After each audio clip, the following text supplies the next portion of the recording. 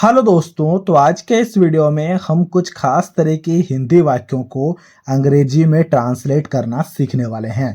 जैसे कि सबसे पहला वाक्य है, मुझे चॉकलेट पसंद है। इसी प्रकार का दूसरा वाक्य है, तुम्हें पढ़ना पसंद है।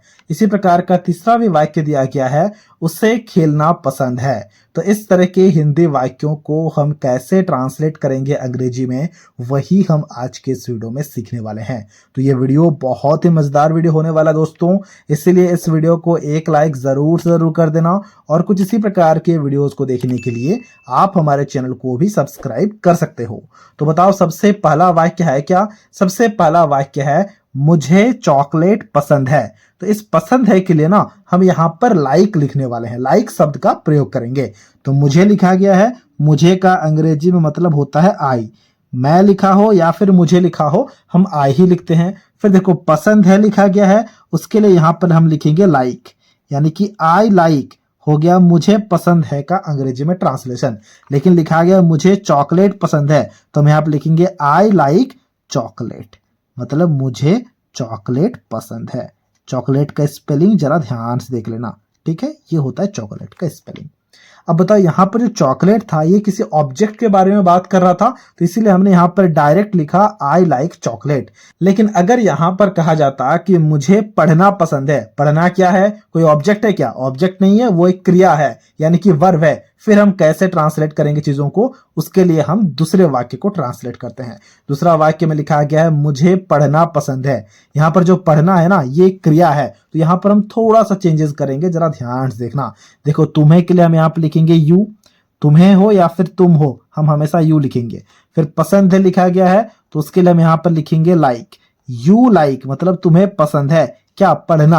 और पढ़ना ऑब्जेक्ट नहीं है ना, तो इसीलिए यहां पर हम टू लगाएंगे। जब भी किसी क्रिया के बारे में बात किया जाएगा, किसी क्रिया को करना पसंद है, तब हमें हमेशा लाइक के बाद टू लगाना है, फिर इस क्रिया को लिखना है। क्रिया क्या है? पढ़ना। पढ़ना का अंग्रेजी में मतलब रीड भी होता है, स्टडी भी होता है, तो हम यहां पर रीड लिखेंगे।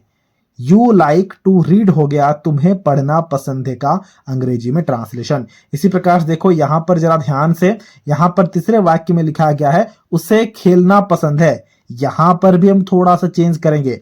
देखो, खेलना लिखा गया एक क्रिया है, तो हमें लाइक के बाद टू लगाना है, लेकिन यहां पर लाइक नहीं होगा, यहां पर हम लाइक्स शब्द का प्रयोग करेंगे। क्यों?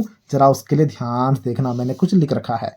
देखो, अगर सब्जेक्ट में हमारे पास आई, यू, वी, दे या फिर कोई प्लूरल नंबर्स आ जाए, तो हम हमेशा लाइक का प्रयोग करते हैं। लेकिन अगर ही, सी किसी व्यक्ति विशेष का नाम आ जाए, तो हम लाइक्स लिखते हैं, यानी कि एक एस और लगा देते हैं, ठीक है? देखो, यहां पर लिखा गया है, उसे खेलना पसंद है। उसे का मतलब क्या? उसे या फिर वह की जगह में हम लिखते हैं ही, और जैसे ही आ जाएगा तो हम लाइक नहीं लिख पाएंगे। इस पसंद है के लिए हमें लाइक्स लिखना होगा, यानी कि एक और एस लगाना पड़ेगा। तो हमने यहां पर लिखा ही लाइक्स, ठीक है? फिर देखो, ऑब्जेक्ट तो है नहीं, खेलना है, कोई क्रिया है, तो इसीलिए टू भी लगाना होगा, तो हमने यहां पर टू लगाया। अब खेलना का अंग्रेजी में मतलब होता है क्या है? खेलना का अंग्रेजी में मतलब होता है प्ले, तो हमने यहां पर लिखा प्ले। उसे खेलना पसंद है हो गया ही likes to play.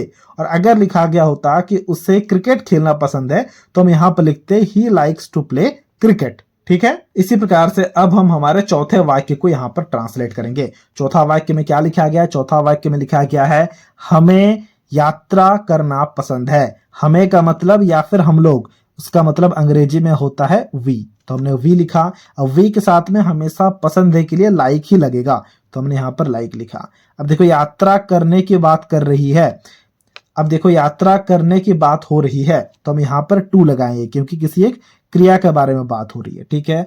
We like to मतलब हमें पसंद है। क्या पसंद है? यात्रा करना। और यात्रा करना का अंग्रेजी में मतलब होता है ट्रैवल, तो हम यहां पर लिखेंगे वी लाइक टू ट्रैवल। ये हो गया हमें यात्रा करना पसंद है का अंग्रेजी में ट्रांसलेशन। इसी प्रकार से देखो, यहां पर पांचवा वाक्य दिया गया है। पांचवा वाक्य में है क्या? पांचवा वाक्य में लिखा गया है, सीमा को नृत्य करना पसंद है। सबसे पहले सीमा के लिए सीमा ही लिखेंगे, तो हमने यहां पर सीमा लिखा, ठीक है?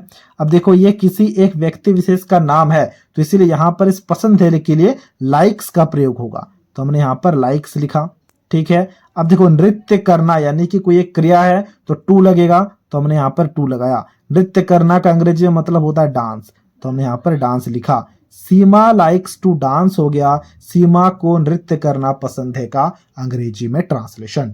इसी प्रकार से छठा वाक्य दिया गया यहाँ पर, उन्हें चाय पसंद है। तो हम यहाँ पर उन्हें के लिए लिखेंगे दे। उन्हें लिखा गया हो या फिर वे लोग लिखा गया हो, हम दे शब्द का प्रयोग करते हैं और दे के लिए हमेशा लाइक ही होगा, तो हमने यहाँ पर लाइक लिखा। अब देखो यहाँ पर किसी क्रिया के बारे में बात हो रही है? बिल्कुल नहीं, चाय एक ऑब्जेक्ट है, तो इसलिए हम यहाँ पर डायरेक्ट चाय का अंग्रेजी मतलब लिखेंगे, वो होगा टी। दे लाइक टी हो गया, उन्हें चाय पसंद है का अंग्रेजी में ट्रांसलेशन। इसी प्रकार से सातवां वाक्य दिया गया है, मुझे नीला रंग पसंद है। अब इसके ट्रांसलेशन को अभी आपको खुद से करना है और हमसे कमेंट बॉक्स में शेयर करना है। अब देखो नीला रंग का मतलब हो जाएगा ब्लू कलर। अब आप इसे काफी अच्छे से ट्रांसलेट कर पाओगे। देखो यहाँ पर कोई क्रिया नहीं है, मतलब डायरेक्ट हमें लाइक लिखना होगा, फिर नीला रंग यानी कि ब्लू कलर को लिख देना होगा। तो ये था आज का वीडियो जहां हमने कुछ हिंदी वाक्यों को अंग्रेजी में ट्रांसलेट करना काफी अच्छे से सीख लिया है। अगर आपको ये वीडियो अच्छा लगा है तो इस वीडियो को एक लाइक जरूर कर देना और कुछ इसी प्रकार के वीडियोस को देखने के लिए आप हमारे चैनल को भी सब्सक्राइब कर सकते हो।